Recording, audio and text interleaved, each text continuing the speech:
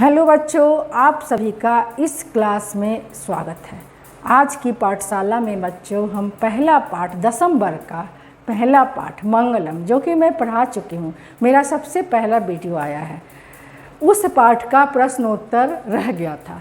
तो मैं आप लोगों के डिमांड पर उस पाठ का प्रश्नोत्तरी कार्य आज मैं कराऊंगी। तो इसको आइए व्याख्या सहित समझते हैं कि प्रश्न उत्तर करते कैसे हैं। आइए इसके बारे में हम लोग देखते हैं। पहला प्रश्न हमारा है, सबसे पहले तो हमको सारे श्लोक को याद करने होंगे। जो 5 मंत्र हम लोग पढ़े हैं, वो पांचों मंत्र को जो उपनिषद से लिए गए हैं उसको हमें याद करना है। और उसको याद करने के बाद जो है हमारा कुछ रिक्त स्थान वाला प्रश्न ऐसे ही बन जाएगा। हम लोग सबसे पहला पाठ क्या था? मंगलम। मंगलम पाठ का मौखिक प्रश्न। सबसे पहले मैं प्रश्न को लिख लेती हूँ, उसके बाद आपको बताती हूँ। बच्चों ध्यान दो, पूरा पाठ आप पढ़ चुके होंगे, नहीं पढ़े तो एक बार दो बार पहले पढ़ लीजिए, तो आंसर देना आसान हो जाएगा। सबसे पहला प्रश्न है, ये मौखिक प्रश्न है जो क्लास में पूछे जाते हैं।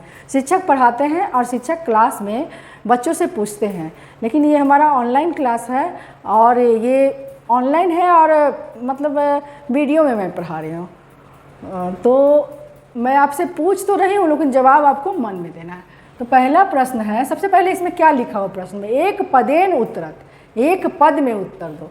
एक वाक्य में रहता तो लंबा सा वाक्य होता और पद जो होता है छोटा सा होता है। तो 1 नंबर का ये प्रश्न है, इसमें एक पद में ही देना है।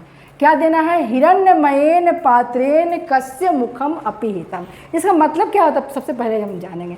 ये जो पहला श्लोक हमारा था उसमें मंगलम पाठ का, उसमें लिखा हुआ था कि सत्य का मुख जो है हिरण्यमयी पात्र से ढका हुआ है। तो वही यहाँ पर पूछ रहा है कि हिरण्यमयी पात्र से यानी सोने के पात्र से कस्य यानी किसका मुख अपिहितम ढका हुआ है। किसका मुख ढका हुआ था? तो सत्य का ढका हुआ था। तो सत्यस्य, सत्यस्य मुखम अपिहितम। तो यहाँ पर हम सिर्फ सत्यस्य लिखेंगे चूँकि एक पद में कह रहा है। जब हमको एक वाक्य में पूछेगा तब ना हम बड़ा लिखेंगे, तो अभी हम सिर्फ सत्यस्य लिखेंगे। तो इसका क्या आंसर हुआ बच्चों? हिरण्मयेन पात्रेन कस्य मुखम अपिहितम। हिरण्मयेन पात्र से, सोने के पात्र से किसका मुख ढका हुआ है? तो सत्य का मुख ढका हुआ, सत्यस्य। आंसर क्या होगा? सत्यस्य। 4 विकल्प में बहुत कुछ दिएगा, असत्य भी दे देगा, सत्य भी दे देगा और भी कुछ कुछ दे देगा, लेकिन आपको सत्यस्य जिस विकल्प में रहेगा उसी में टिक लगाना है। नंबर पहला का ही ख है। ख प्रश्न कहता है सत्य धर्माय प्राप्त किम अपाविर्नो। सत्य धर्म की प्राप्ति के लिए क्या आवरण है? किस चीज़ का आवरण है? तो हिरण्यम आवरणम। क्या आवरण है? हिरण्यम। किसका आवरण है? तो सोने के पात्र का आवरण है। अगला प्रश्न हमारा है ब्रह्मणः मुखम केन आच्छादितम अस्ति। ब्रह्मण यानी ईश्वर का मुख जो है किसके द्वारा आच्छादित है? इसी श्लोक का है, पहला श्लोक का ही है। ब्रह्मणः मुखम यानी ईश्वर का मुख जो है किससे आच्छादित है, किससे ढका हुआ है? तो किससे ढका हुआ है? हिरण्मयेन पात्रेन से। किस पात्र से ढका हुआ है? सोने रूपी आवरण से, स्वर्ण रूपी आवरण से सत्य का मुख ढका हुआ है। ब्रह्मणा मतलब ईश्वर, ईश्वर यानी सत्य, तो यहाँ पर हिरण्मयेन पात्रेन होगा।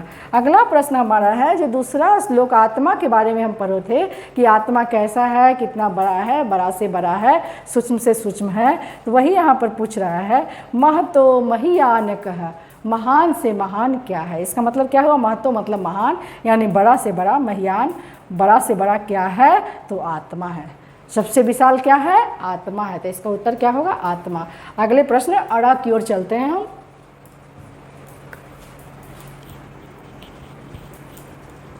बच्चों अगला प्रश्न हमारा है अनोह अन्यान का। ये भी आत्मा से संबंधित प्रश्न है जो दूसरा श्लोक था। सूक्ष्म से सूक्ष्म क्या है? महान से महान क्या था? आत्मा। सूक्ष्म से सूक्ष्म भी आत्मा होगा, तो इसका उत्तर होगा आत्मा। बच्चों अगला प्रश्न जो च है उसमें कह रहा है पृथ्व्यादि महत परिमाण युक्तात् पदार्थात महतरह का। इस पृथ्वी पर महत परिणाम युक्त पदार्थ जो है महान से महान क्या है? तो वो भी आत्मा है। अगला प्रश्न हमारा है कीदृश पुरुष, किस प्रकार का पुरुष? निजेंद्रिय प्रसादात अपने इंद्रियों के प्रसाद से आत्मनः महिमानम आत्मा रूपी महिमा को यानी ईश्वर को देखता है। कैसे? शोक रहित होकर देखता है।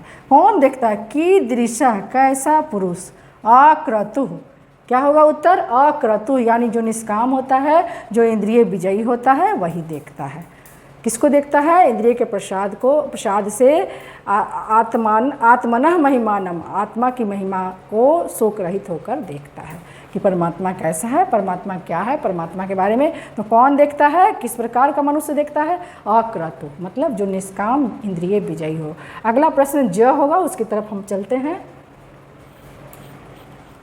बच्चों अगला प्रश्न मेरा ज जो है उसमें है, हम लोग जो श्लोक पढ़े थे, सत्यम जयते नानितम असत्यम, तो ये किम जयम प्राप्नोति, किसकी जय होती है?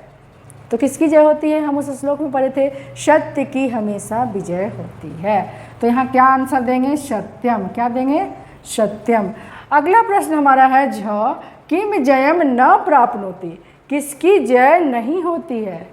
किसकी जय नहीं होती है? यहाँ उत्तर हम क्या देंगे? असत्यम या फिर अनिरितम। हम पढ़े थे ना, सत्यम जयते नानितम असत्यम, सत्य की विजय होती है, ना कि अनितम की, ना कि असत्य की। तो किम जयम न प्राप्नोति, किसकी विजय नहीं होती है? तो असत्य की, झूठ की विजय नहीं होती है। तो यहाँ हम चाहे तो असत्यम लिखेंगे, चाहे अनितम लिखेंगे। अगला जो यह प्रश्न है, इस मौखिक प्रश्न का एक पद का, ये अंतिम प्रश्न है इसका, काह नाम रूपंच विहाय समुद्रे अस्तम गच्छन्ति, कौन अपना नाम और रूप को छोड़कर समुद्र में विलीन हो जाती है? अस्त मतलब विलीन हो जाना, समाप्त कर लेना अपने अस्तित्व को। तो कौन ऐसा करती? नदियाँ। बहुत सारी जो नदियाँ होती है, छोटी छोटी नदियाँ जो होती है, जो समुद्र में जाकर समुद्र में मिल जाती है और अपना अस्तित्व, नाम सब समाप्त उसका हो जाता है।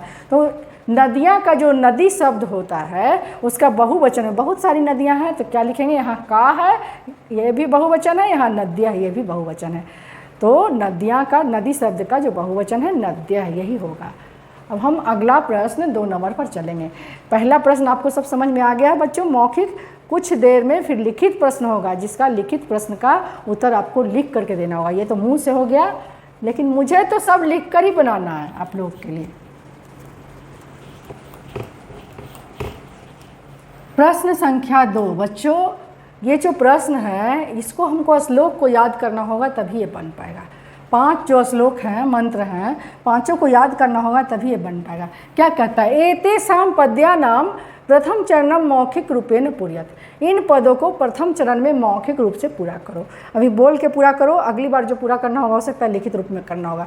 तो पहला हमारा है श्लोक का बचा हुआ शेष भाग, जिसको हमको रिक्त स्थान भरना है। हिरण्यमयेन, यहाँ क्या लिखा जाएगा? पात्रेन।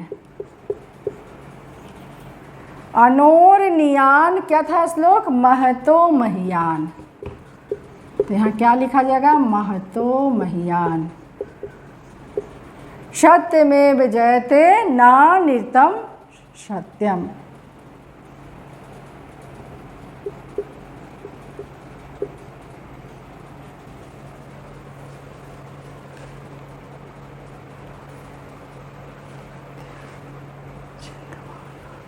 यथा नद्यः स्यन्दमानाः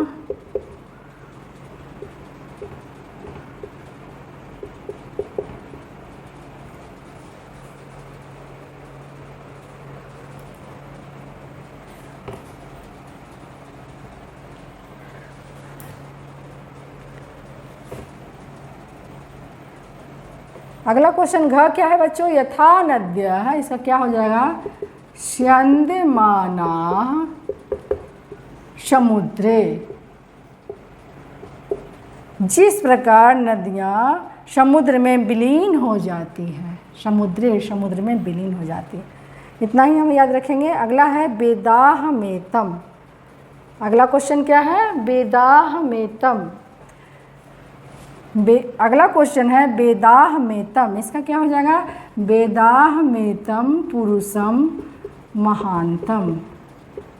श्लोक याद रहने पर इसका तुरंत बन जाएगा रिक्त स्थानों के पूर्ति। बच्चों इसको हम ये करते हैं, मिटा रहे हैं, नोट कर लेना। बच्चों अगला प्रश्न मेरा कहता है हमारा, एतेषां पदानाम अर्थम वदत, इन पदों का अर्थ बताइए। तो हम जितना भी संस्कृत पद पढ़े हैं उसका अर्थ तो हमको याद करना पड़ेगा। तो ये पढ़ाने के दरमियान हम अर्थ बताए थे, ध्यान रखो। अपिहितम, अपिहितम का मतलब होता है ढका हुआ। सत्य धर्माया, सत्य धर्माया का मतलब क्या होता है? सत्य धर्म के लिए। अनोरनियान, छोटा से भी छोटा। अक्रतुः, इच्छा रहित। वीत शोकः, शोक रहित। वित्तः अर्थात विस्तार होता है। देवयानः, देवताओं का मार्ग। आप्त कामाः, जिनकी कामनाएं पूर्ण हो गई हो। स्यंदमाना, प्रवाहित होती हुई या जाती हुई, नदियाँ जो बहती हुई होती है उसके लिए। अयनाया मतलब मोक्ष प्राप्ति के लिए। तो ये प्रश्न तीसरा भी हमारा समाप्त होता है बच्चों। अब अगले प्रश्न की तरफ हम चलेंगे। ये लिखित प्रश्न है बच्चों। इसका पहला प्रश्न है सत्यस्य मुखम केन पात्रेण अपिहितम अस्ति।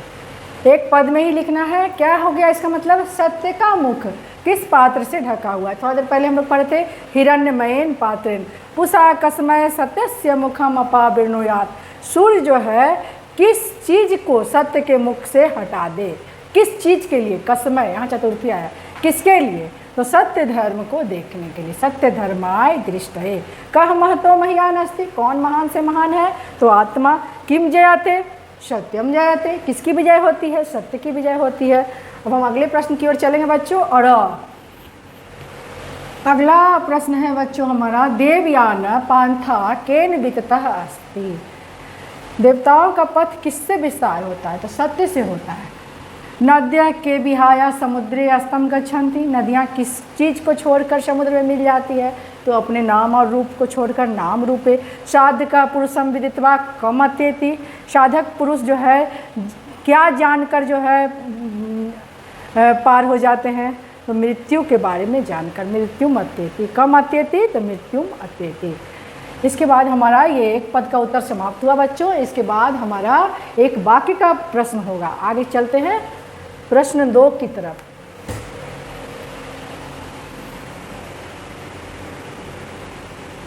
ये एक वाक्य में उत्तर देना है।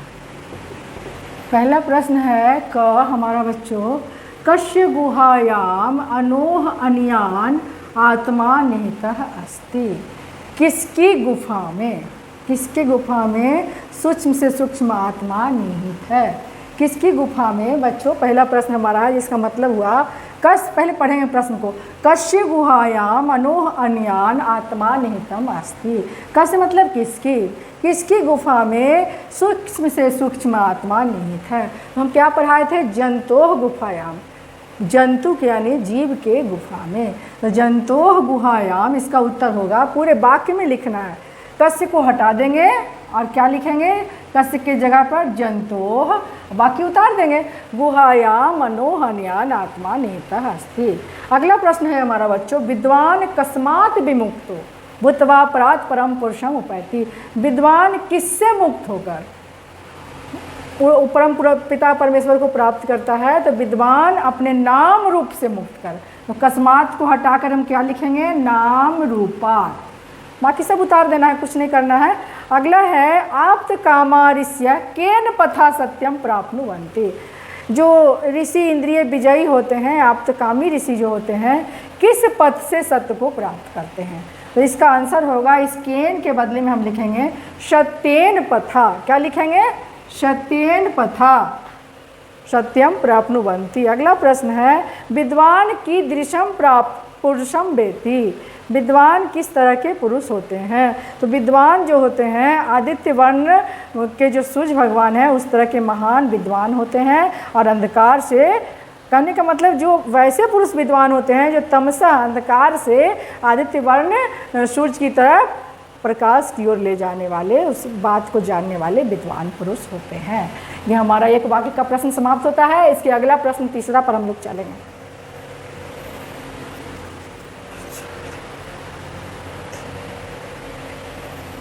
अगला प्रश्न है बच्चों हमारा प्रश्न नंबर 3, संधि विच्छेदम करो, विच्छेदम करो, संधि विच्छेद करो। ये दिया हुआ है, इसका संधि विच्छेद करना है। तो कस्यापिहितम, इसमें 2 शब्द है, कस्य और अपिहितम। अनोर नियान, अनोह जोर अन्यान, जंतोर निहितः, जंतोः प्लस निहितः, हयाप्त कामा, ही और आप्त कामा जुटे हुए हैं, उपैति उप जोर एति। एक बार फिर से बच्चों, कश्यापिहितम, कस जोर अपिहितम, अनोर नियान, अनोह जोर अनियान, जंतोर निहिता, जंतोह जोर निहिता, हयाप्त कामा, ही जोर आप्त कामा, उपैति उप जोर एति। अगले प्रश्न की ओर चलते हैं बच्चों हम, चौथे प्रश्न की ओर। चौथा प्रश्न हमारा बच्चों कह रहा है प्रकृति प्रत्यय निदर्शनम कुरुत। कुछ शब्द दिए गए हैं, 1 2 3 4 5 शब्द हैं, इनका प्रकृति प्रत्यय बताने का है। कौन सा प्रत्यय है, कौन सा उपसर्ग लगा हुआ है, क्या क्या लगा हुआ है, वो आपको बताना है। इसको एक तरह से तोड़ना है। तो अपिहितम, इसकी पूरी सर्जरी करनी है, क्या क्या लगा हुआ है। तो हम लिखेंगे इसमें अपिहितम में अपि प्लस हित प्लस ल्यूट प्रत्यय। कौन प्रत्यय? ल्यूट प्रत्यय। इसी तरह निहिता शब्द है, निहिता में नि उपसर्ग है, हित है और प्लस कत प्रत्यय है। बी मुक्तः, बच्चों इसमें बी मुक्तः को तोड़िए, बी प्लस मुक्ति प्लस कत प्रत्यय। बी हाया, बी प्लस ही प्लस ल्यप प्रत्यय। बीततः, बी प्लस तत् प्लस कत प्रत्यय। इसमें प्रत्यय लगा हुआ है, प्रत्यय का प्रश्न आता है, इसके लिए मैं अलग से क्लास लगाऊंगी। लेकिन अभी चूंकि हमारा पहला चैप्टर में क्वेश्चन आंसर है तो इसको करना ही होगा। जल्द ही मैं प्रत्यय पर वीडियो बनाऊंगी, उसके बाद मैं इसको विस्तार से पढ़ाऊंगी। अभी इस प्रश्न को हम कर लेते हैं। इसके बाद एक बार फिर से अपिहितम, अपि प्लस हित प्लस ल्यूट प्रत्यय, निहितः, नि प्लस हित प्लस कत प्रत्यय, बी मुक्तः, बी प्लस मुक्ति प्लस कत प्रत्यय, बी हाया, बी प्लस ही प्लस ल्यप प्रत्यय, बीततः, बी प्लस तत् प्लस कत प्रत्यय। ये हमारा चौथा प्रश्न कंप्लीट होता है बच्चों। हम 5वें प्रश्न की ओर चलते हैं। सबसे पहले मुझे इसे मिटाना होगा, नोट कर लो।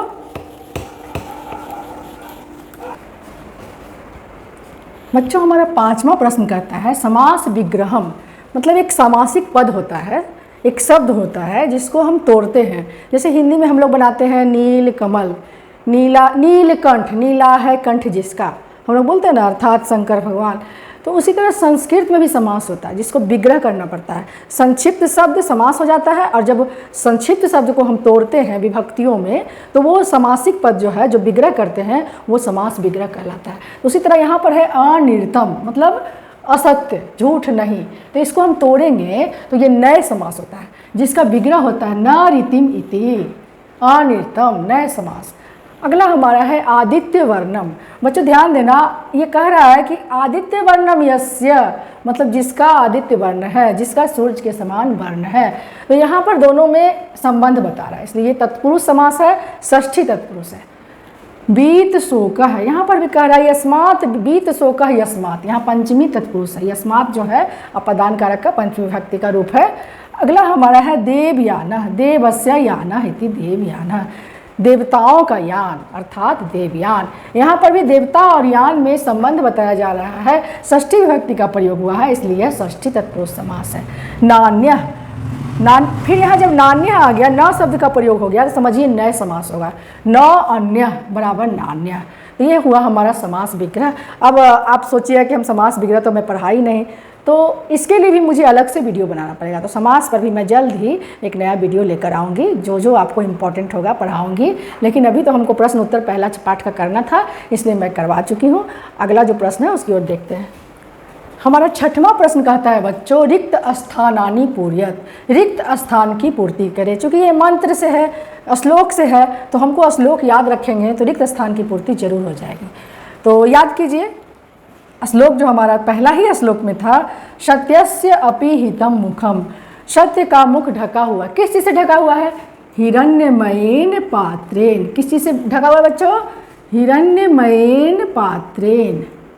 तो इसका आंसर ये हो जाएगा। उसके बाद कहता है महतो मह्यान, क्या महान से महान है? अनोरनियान, अनोरनियान महतो मह्यान। यहाँ क्या होगा? ना निर्तम, तो क्या था? सत्यमेव जयते।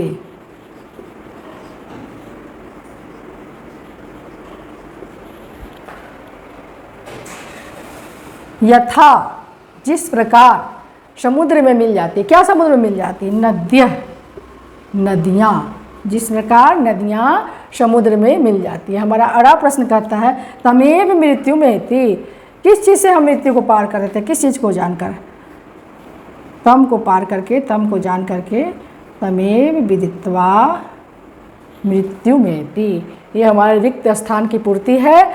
हमारा जो श्लोक है तमेव विदित्वा मृत्यु में थी यथा नद्य सन्दमाना समुद्रे सत्यमेव जयते नानितम अनोरनियान महतो मह्यान हिरण्यमयेन सत्यस्य अपिहितम मुखम। एकदम क्लियर है बच्चों। अगर कोई दिक्कत हो तो कमेंट बॉक्स में कमेंट जरूर कीजिएगा। अगले प्रश्न की ओर चलते हैं, 7वें प्रश्न की ओर। अगले 7वें प्रश्न की ओर हम लोग देखते हैं क्या कहता है। अधो निर्दिष्टाना पदानाम स्ववाक्येषु प्रयोगम कुरुत। अधः मतलब क्या होता है, नीचे। नीचे जो निर्दिष्ट किए गए पद हैं, जो नीचे लिखे गए पद हैं, उन पदों का स्ववाक्येषु यानी अपने वाक्यों में प्रयोगम कुरुत प्रयोग करो। तो यहाँ सत्यम शब्द है। सत्यम शब्द का क्या वाक्य बन सकता है, सदा सत्यम वद, सदा सच बोलो।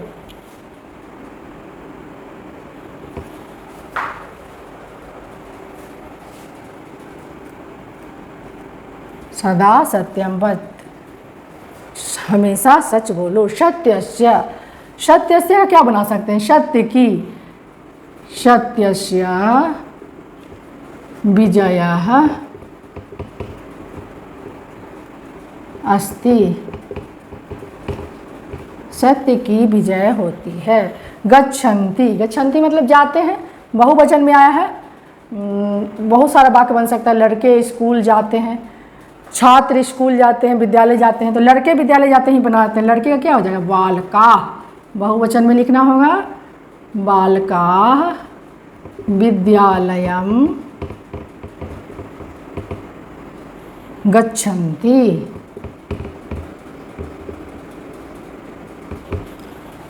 उसके बाद है विमुक्तः। विमुक्तः मतलब होता है मुक्त होकर के।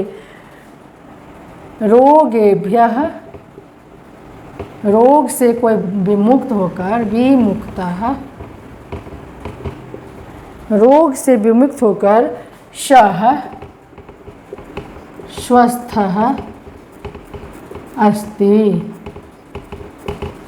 वह स्वस्थ है। इसको हम अभवत भी कर सकते हैं, वह स्वस्थ हुआ। रोग से मुक्त होकर वह, पास्ट टेंस में जाएंगे तो ज़्यादा अच्छा होगा, वह मुक्त हुआ। अन्य, अन्य का मतलब क्या होता है, दूसरा। अन्य का मतलब क्या होता है बच्चों, दूसरा। अन्यः उपायः नास्ति, अन्यः उपायः नास्ति, दूसरा उपाय नहीं है। पहले पाठ का ये हमारा जो प्रश्नोत्तरी चैप्टर था, जो हम प्रश्न उत्तर कर रहे थे मंगलम पाठ का, वो हमारा बच्चों समाप्त होता है। आप इसको ध्यान से 1 बार 2 बार 4 बार पढ़िएगा। देख, पहले अपने बनाने का प्रयास कीजिएगा, उसके बाद वीडियो देखकर मिलाइएगा। अगले क्लास में जब हम दूसरा पाठ पाटलिपुत्र वैभवम का होगा, उसका मैं प्रश्न उत्तर का वीडियो बनाऊंगी ताकि आप लोग आगे पढ़ सके। धन्यवाद बच्चों।